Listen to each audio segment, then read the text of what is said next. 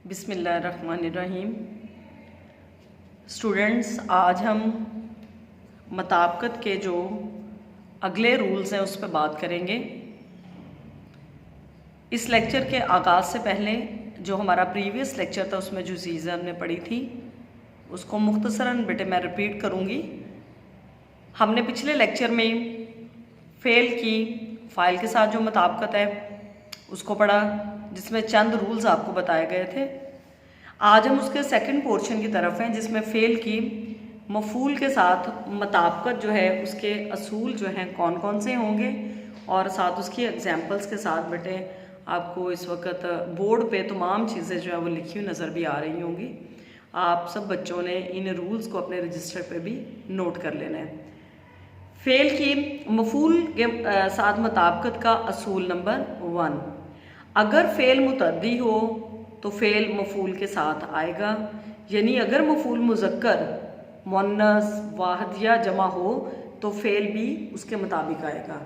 इसके लिए एग्जाम्पल देखें, अली ने खीर खाई।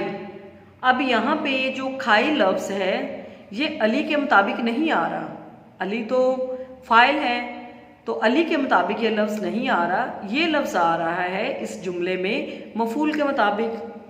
तो इस जुमले में बच्चों जो मफ़ूल है वो खीर है और खाई उसके मुताबिक आया है क्योंकि खीर मुअन्नस होती है।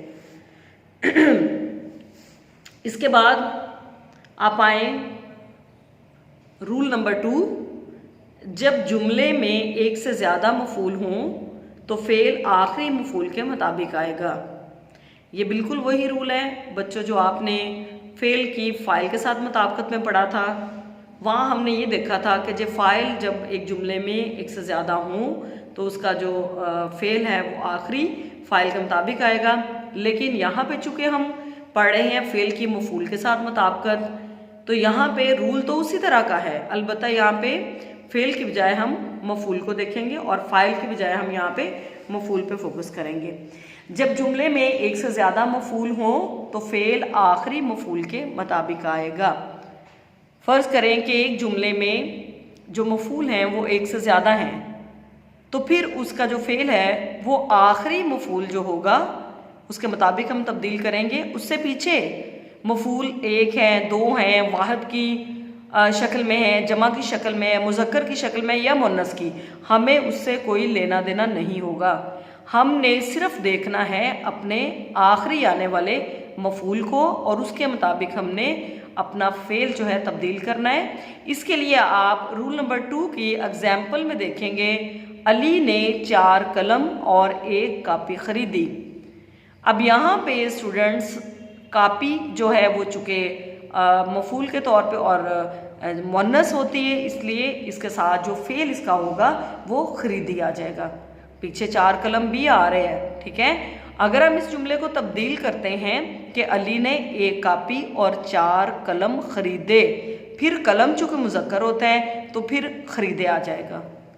इसलिए हमने देखना है कि जब एक जुमले में एक से ज़्यादा मफ़ूल हो तो उसका फ़ेल जो आखिर में आने वाला मफ़ूल है उसके मुताबिक तब्दील होगा। इसके बाद बेटे हम चलते हैं अपने रूल नंबर 3 की जानिब। रूल नंबर 3 में देखें कि जब जुमले में अलामत मफ़ूल, जैसे फ़ेल की फ़ाइल के साथ मुताबिकत में अलामत मफ़ूल जो है, यहाँ पे चूँकि हम मफ़ूल पढ़ रहे हैं, आप फ़ेल में जाएंगे तो यहाँ पे अलामत फ़ेल होगा। उसमें भी यहाँ पे एक रूल मौजूद था जो ने का रूल था, लेकिन अब चूँकि हम फ़ेल की मफ़ूल के साथ मुताबिकत के असूल पढ़ रहे हैं तो इसमें जुमले में अलामत मफ़ूल को आ जाए, अगर को मौजूद हो तो फ़ेल और सिफ्त दोनों बेटे वाहिद मुज़क्किर आते हैं। अब इसकी एग्जाम्पल देखें, एग्जाम्पल से बेटे आपको इसके रूल की अच्छे से समझ आएगी। हमने यहाँ के लोगों को गोरा पाया, यहाँ के लोगों को गोरा पाया, लोगों के बाद चूँकि को का लफ्ज़ आ रहा है जो अलामत मफ़ूल के तौर पर इस जुमले में इस्तेमाल हो रहा है, लिहाजा हम यहाँ पे गोरा पाया किस रूल के मुताबिक इसको लिख रहे हैं। हमने देखा कि यहाँ पे अलामत मफ़ूल को का इस्तेमाल हुआ है तो इसका फ़ेल और सिफ्त दोनों वाहिद मुज़क्किर हो जाएंगी। गोरा पाया, गोरा पाए नहीं आएगा। बात क्लियर होगी स्टूडेंट्स। इसके बाद हम चलते हैं अपने रूल नंबर 4 की जानिब। रूल नंबर 4 में अगर जुमले में एक से ज़्यादा मफूल हों और आखिर में सब आ जाए, यानी सब का लफ्ज़ आखिर में आ जाता है, तो फेल आखिरी मफूल के मुताबिक आएगा। सब का लफ्ज़ देखिए बेटे, अगर आपको जुमले में सब का लफ्ज़ नज़र आए तो आपने ये जहन में बात क्लियर कर लेनी है कि इसका जो फेल है वो आखिरी मफूल के मुताबिक ही आएगा। इसके लिए आप मिसाल देखें, इसका माल, असबाब, जागीर, मकानात सब बिक गए। अब चूंकि यहाँ पे सब का लफ्ज़ आ रहा है, सब बिक गए। अब आखिरी जो हमारे पास लफ्ज़ आया है, यानी आखिरी जो हमारे पास मफूल है वो है मकानात। तो मकानात चूँकि जमा की सेंस में है, जमा यहाँ पे है, इसलिए सब बिक गए हम लगाएंगे, सब बिक गया नहीं लगाएंगे। अगर हम बच्चों इसी जुमले को तब्दील करते हैं, हम लिख लेते हैं कि इसका माल, असबाब, मकानात, जागीर सब बिक गए। अगर जागीर आखिर में भी आएगा तो तब भी इसका रूल यही रहेगा कि जो आखिरी मफूल आ रहा है उसके मुताबिक हम इसको देखेंगे, लेकिन इसमें एक शर्त ये भी है कि सब का इस्तेमाल भी हो। इसके बाद हम चलते हैं रूल नंबर 5 की जानिब। अगर जुमले में एक से ज़्यादा मफूल हों और आखिर में सब कुछ, कुछ या कोई आ जाए तो फेल वाहिद आएगा। लफ्ज़ फिर देख लें, सब कुछ आ जाए, कुछ का लफ्ज़ आ जाए या कोई आ जाए, इन तीनों में से कोई भी लफ्ज़ अगर जुमले में आपको नज़र आएगा तो उसका फेल बेटे वाहिद होगा और किसी भी सूरत में वो जमा नहीं होगा। इसकी तीनों एग्जाम्पल्स आपको इस वक्त बोर्ड पे नज़र आ रही हैं। इसका माल, असबाब, जागीर, मकानात सब कुछ बिक गया। चूंकि इसमें सब कुछ आ गया है तो सब कुछ का रूल क्या है कि जो फेल है वो वाहिद हो जाएगा। दूसरी मिसाल देखें, जो कोई की मिसाल है, इसका बाप, दोस्त, भाई, कोई ना रहा। कोई का लफ्ज़ चूंकि आ गए तो देखिए पीछे तो फाइल 3 है, बाप है, दोस्त है, भाई है, तो हम अमूमन यही सोचते हैं ये तो जमा है, ज़्यादा लोग हैं, लेकिन नहीं। मुताबिकत के असूल के मुताबिक बेटे जो सही जुमला है वो यही है कि जब आपके पास जुमले में कोई का लफ्ज़ आ जाए तो फिर उसका जो फेल है वो हमेशा वाहिद की शक्ल इख्तियार करेगा। जैसे इसका बाप, दोस्त, भाई, कोई ना रहा, कोई ना रहे। हम अमूमन ऐसे बोलते हैं कोई ना रहे, जबकि ये सरासर गलत होता है।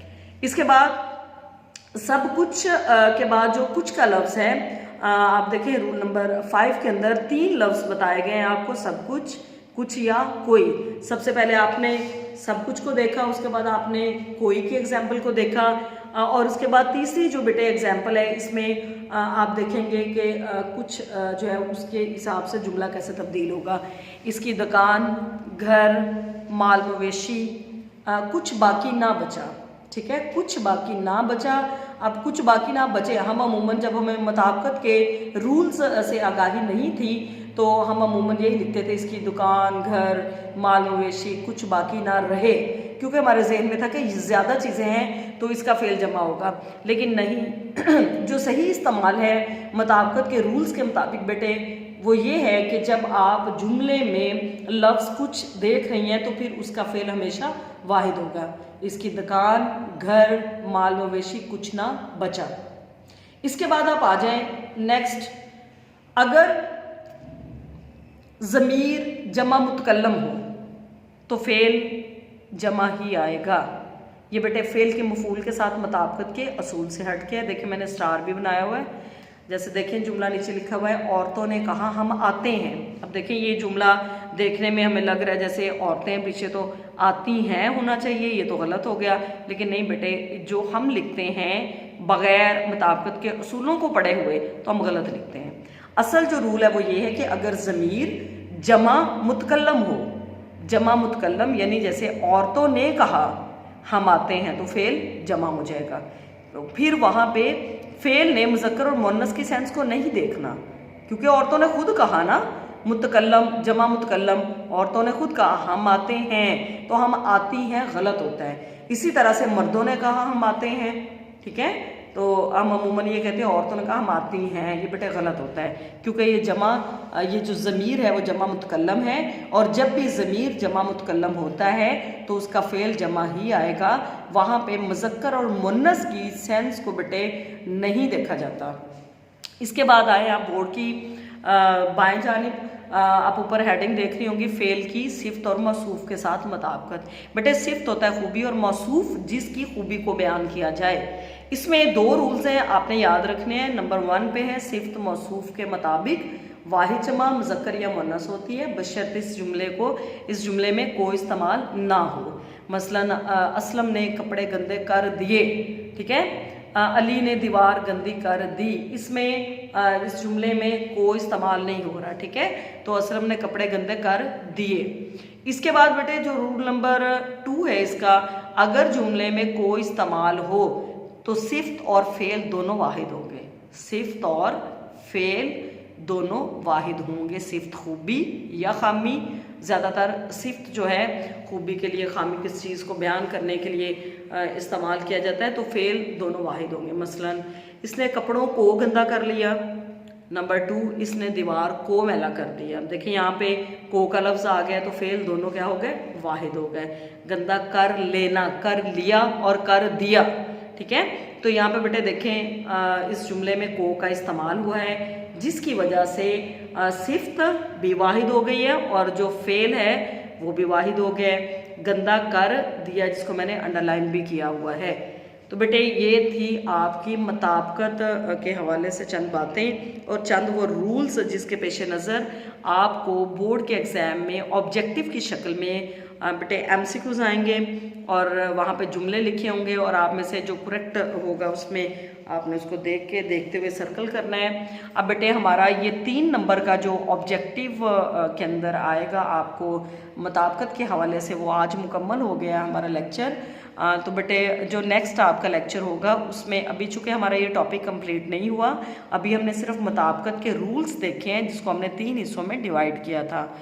अब हम बेटे इसके बाद जो 2 नंबर के MCQs आएंगे हरूफ के हवाले से, वो आपका नेक्स्ट टॉपिक होगा। हरूफ क्या होते हैं और उर्दू में हरूफ की कितनी अक़साम होती हैं और उसका इस्तेमाल किस तरह से होगा, वो हम अपने अगले लेक्चर में डिस्कस करेंगे। सो बेटे आपने अच्छे तरीके से मुताबिकत के जो रूल्स हैं उनको याद कर लेना है, ताकि जैसे आपको चीज़ याद हो तो जुमले आपके सामने आए, आपको उसमें से जो करेक्ट होगा उसको ढूंढने में आसानी हो। नेक्स्ट लेक्चर में तमाम बच्चे इन रूल्स को अच्छे से याद करेंगे और उसके बाद फिर बेटे हम अपना नेक्स्ट लेक्चर कंटिन्यू करेंगे। अल्लाह हाफिज़ बेटे।